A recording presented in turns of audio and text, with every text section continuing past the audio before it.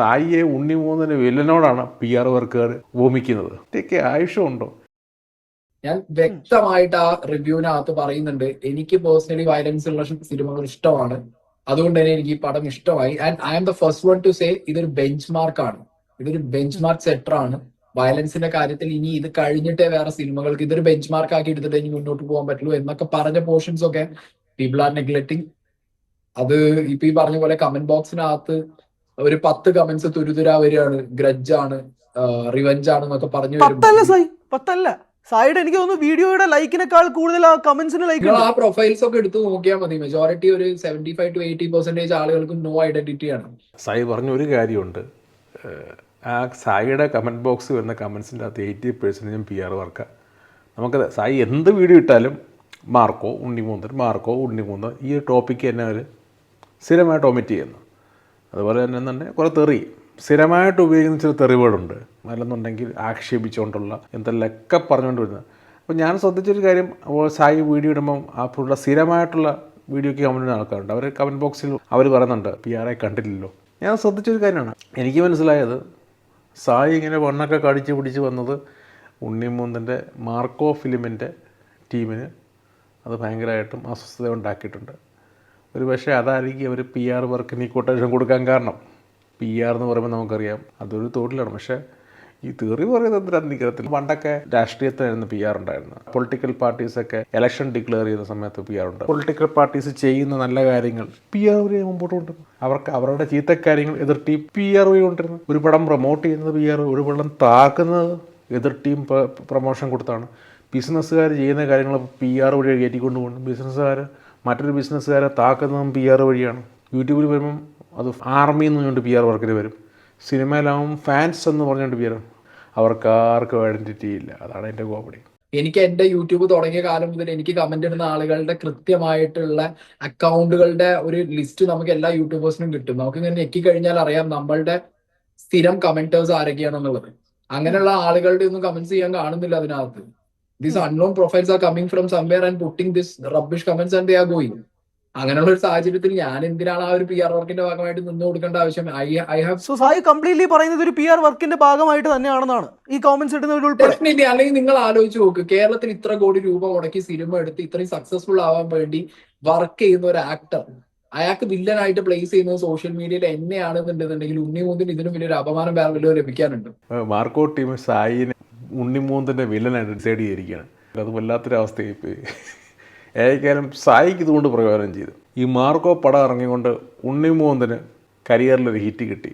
സായിക്ക് ഉണ്ണിമൂന്നിന് ആ ഇഷ്യൂവിന് ശേഷം വീണ്ടും ഒരു ഹൈപ്പ് കിട്ടി. തമിഴ് തെലുങ്കിലുള്ള ഭാഷയിലുള്ളവർ പോലെ ഈ സായി ഉണ്ണിമൂന്ന് തമ്മിലുള്ള ഇഷ്യൂസിനെ കുറിച്ചുള്ള റിയാക്ഷൻ ചാനലുകളൊക്കെ അവർ കണ്ടിട്ടുണ്ട്. സായിക്ക് ഒരു പ്ലസ്, PR വർക്കിന് സായിയുടെ അക്കൗണ്ട് വന്ന് തെറി പറയാൻ അവസരം കിട്ടും. അപ്പോൾ അവർക്ക് വർക്ക് കിട്ടിയില്ലേ, അരിമേടിക്കാനുള്ള എല്ലാം പുള്ളി സേഫായിട്ട് അക്കൗണ്ടിൽ കയറ്റിയിട്ടുണ്ട്. കുറേ നാളായല്ലേ ഈ റിയാക്ഷൻ ചാനൽ. ഇനി ലക്ഷറി ലൈഫിന് വേണ്ടിയുള്ളതാണ്. ഏകദേശം സായിയെ സംബന്ധിച്ച് വീണ്ടും ഒരു ക്ലച്ച് കിട്ടി, ചാനലിന് കുറച്ചുകൂടെ ബൂസ്റ്റ് കിട്ടിയിട്ടുണ്ട്.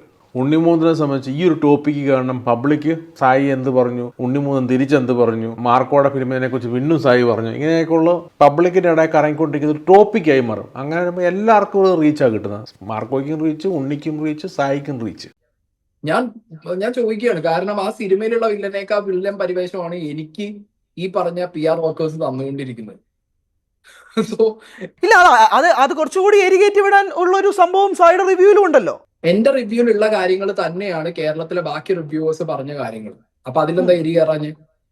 അശ്വിൻ കോക്കിന്റെ റിവ്യൂ ആണെങ്കിലും, ഉണ്ണി വ്ളോഗ്സിന്റെ റിവ്യൂ ആണെങ്കിലും, ഷസാമിന്റെ റിവ്യൂ ആണെങ്കിലും, റീസെന്റ് മറുനാടൻ ചെയ്ത വീഡിയോയിൽ അടക്കം ഞാൻ പറഞ്ഞ സെയിം പോയിന്റ്സ് ആണ് പറയുന്നത്. അതെന്തുകൊണ്ടാണ് സീക്രട്ട് ഏജന്റ് ഉണ്ണിമൂന്നൻ എന്ന് വരുമ്പോൾ മാത്രം ആളുകൾക്ക് ഞാൻ പേഴ്സണൽ ഗ്രഡ്ജ് വെക്കുന്നു, ഞാൻ എരികേറ്റി വിടുന്നു എന്നുള്ള തോന്നൽ വരുന്നത്?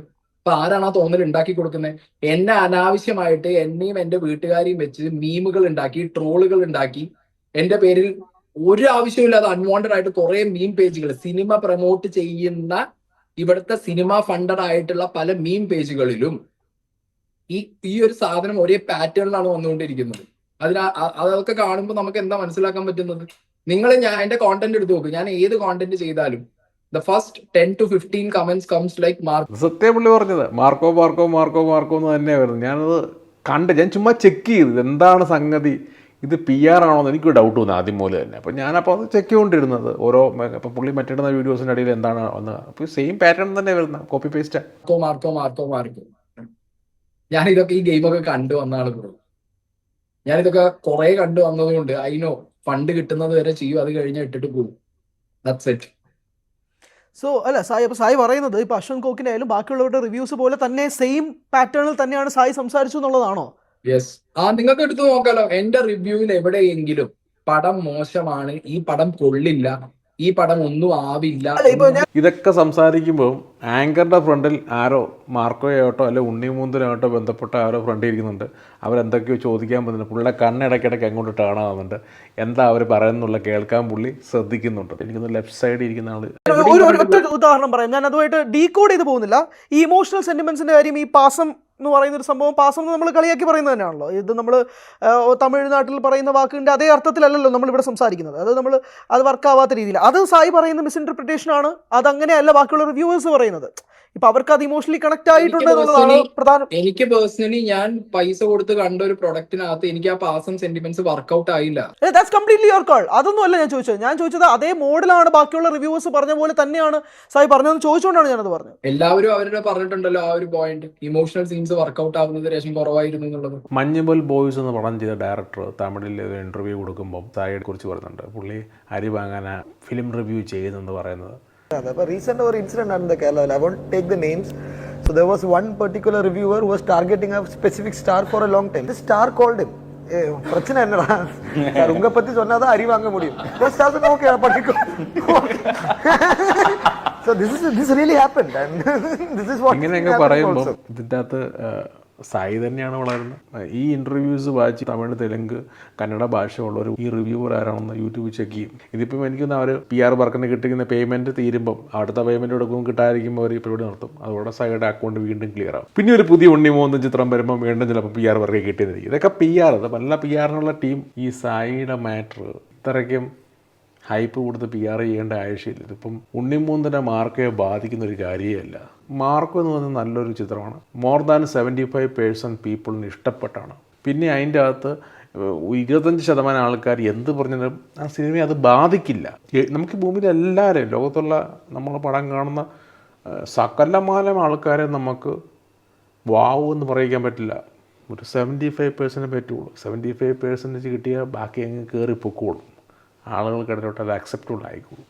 അതുപോലെ മാർക്കോയ്ക്ക് അത് കിട്ടിയിട്ടുണ്ട്. ഈ മാർക്കോയെ സംബന്ധിച്ച് സായിയുടെ ഒന്നും കിട്ടേണ്ട ആവശ്യമില്ല. പക്ഷേ മാർക്കോ ടീം PR വഴി സായിയെ കയറി പിടിച്ച് സായി എയറിലാവും. സായി ഇപ്പം കയറി ഉയരങ്ങളിലോട്ട് പോയിക്കൊണ്ടിരിക്കുകയാണ്. അത് വേണമായിരുന്നോ വേണ്ടോ എന്നുള്ളത് മാർക്കോ ടീം ചിന്തിക്കണമായിരുന്നു. ഏക്കാലും PR വർക്ക് മൂലം മാർക്കോ ഉയർന്നു പോവുകയും ചെയ്തു, സായി ഉയരുകയും ചെയ്തു, ഉണ്ണിമൂന്നിനും ഉയരുകയും ചെയ്തു. സായിയെ ഉണ്ണിമൂന്നിന് വില്ലനോടാണ് PR വർക്കുകാർ ഉപമിക്കുന്നത്. അതിൻ്റെയൊക്കെ ആവശ്യമുണ്ടോ? അപ്പോൾ വീഡിയോ ഇഷ്ടപ്പെട്ടെങ്കിൽ ലൈക്ക് ചെയ്യുക, ഷെയർ ചെയ്യുക, സബ്സ്ക്രൈബ് ചെയ്യുക. Okay, bye, take care.